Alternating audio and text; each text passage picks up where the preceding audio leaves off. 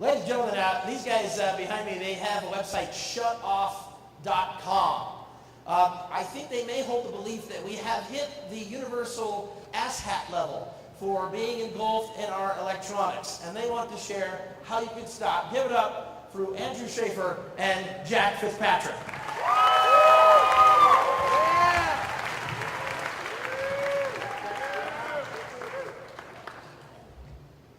All right, quick question. Who here tonight has sent or received a text message, completed a Facebook status update, otherwise use your mobile device while people have been up here presenting? All right. Are you here to work on your relationship with your phone or to listen to everybody's great ideas this evening? Our presentation is called Shut It Off and Pay Attention to the World Around You. So what is it? It is cell phone, Facebook, Twitter, Instagram, Pinterest, DVR, GPS, Laserdisc, VCR, Walkman. All those devices. Okay, real quick, guys. If your phone is still turned on, take it out and turn it off. For at least the next 4.5 minutes, I think you guys can operate without your phone. Come on, if you haven't done it already, you may even be able to make it through the end of the rest of the evening. We got 15 seconds. Some of you are probably thinking, fine, no problem, phone's been off already, no big deal. Some of you right now are thinking, no fucking way am I turning my phone off. Just do it. I promise you're going to be okay. You can make it through 5 minutes and maybe the rest of the night. We don't want you guys to think we're anti-technology. That's a big deal. We love it. We can't do our jobs without it. We can't stay in touch with our friends and family who don't live nearby. Technology has made our lives better in more ways than we can imagine. However, we have found that technology can be a real barrier to just having authentic connections and experiences in our daily lives.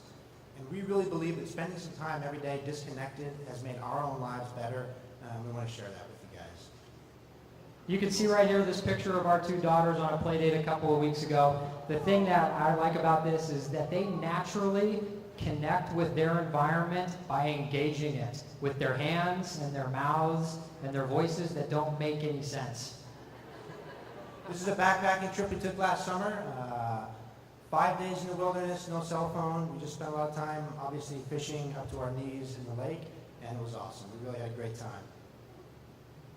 I don't know about you guys, but I feel like with the amount of technology available to us these days, it's difficult for me to sit down and focus on any one thing for more than 2 or 3 minutes without an incoming social media alert, text message, or caterpillar crawling along the windowsill completely taking me off task. There should be no use for signs like this in our world today. We don't need signs to tell us to look up or pay attention while we're walking. We don't want to get hit by a car, and we don't want to have our heads in our Twitter and maybe walk by that love of your life you've been searching for 20 years. Real quick survey, guys. A scale of 0 to 10, with 0 being totally cool and 10 being, oh shit, I don't have my phone. Who is feeling like an 8, 9, or 10? Like a little stressed out that you turned your phone off, hopefully several minutes ago. Anybody feeling a little bit apprehensive? I'm sure we all recognize some of these phobias, social situations, flying, spiders, public speaking, maybe for some of us tonight. Yeah. But there's one that we probably all have experienced and maybe have never heard of. It's called nomophobia. Nomophobia is real. We found out about it from Wikipedia. It is the fear of being out of cell phone contact. And no kidding here. A couple years ago, a survey was completed that suggested that more than 50% of people in the UK actually felt anxiety when they were out of reach of their phone. There's almost no time today when we have to have our phones off, but flying is obviously one of them. And I'm sure we've all done it. We've all noticed it. That sick compulsion we have, the minute the wheels hit the ground, we have to turn our phones on and find out what happened. What do we think happened while we were up there? The person who's coming to pick you up will be there. They're probably a couple minutes late. It's not a big deal.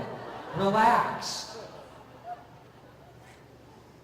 Jack and I, we try to spend at least 1 hour every day with disconnected from our technology. We call it shutting off. It's an idea we've had, and it really is something that we believe in, that we practice it almost every day. It's made our own lives better, and we really hope that maybe you guys would consider trying it out. Do you guys ever lay in bed at night before you fall asleep and think, man, I dicked away a lot of time on Facebook or Twitter or watching TV or doing anything else with any of your devices? I know I definitely do. How would you feel at night if instead of thinking about that, you thought about an hour of your day that you spent enhancing your own relationships?